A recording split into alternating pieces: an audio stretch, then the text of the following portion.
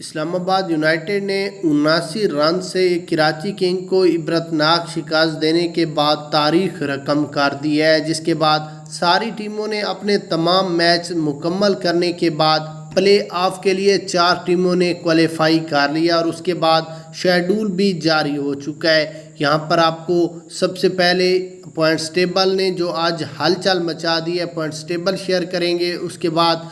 پلے of مرحلے کے لیے جو شیڈول اناؤنس ہوا ہے وہ شیئر کریں گے اور آخر پر میچ کی ہائی لائٹس بھی آپ کو بتائیں گے۔ سب سے پہلے اگر پوائنٹس ٹیبل پر نظر ڈالیں تو اس وقت پہلے نمبر پر کوئٹہ گلیڈیٹرز کی ٹیم ہے، جس نے اپنے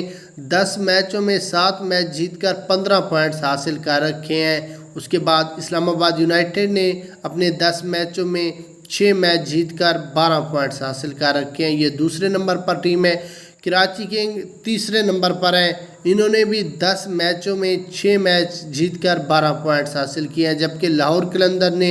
اپنے 10 میچوں میں 5 میچ جیت کر پلس رن ریٹ کے مطابق 11 پوائنٹس حاصل کر رکھے ہیں۔ اس کے بعد پشاور اور ملتان سلطان پی ایس ایل سے باہر ہیں۔ یہ آج کی تازہ ترین پوائنٹس ٹیبل تھی۔ اس کے بعد اگر یہاں پر ہم پلے آف کے شیڈول کی بات کر لیں تو اس میں پہلا میچ 22 مئی کو شام 3 بجے شروع ہوگا، جبکہ دوسرا 23 مئی کو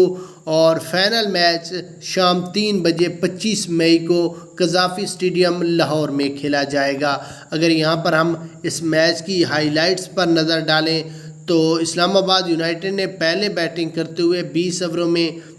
251 رنز کا ٹارگٹ دیا 5 وکٹوں کے نقصان پر، جو کہ ایک انتہائی اچھا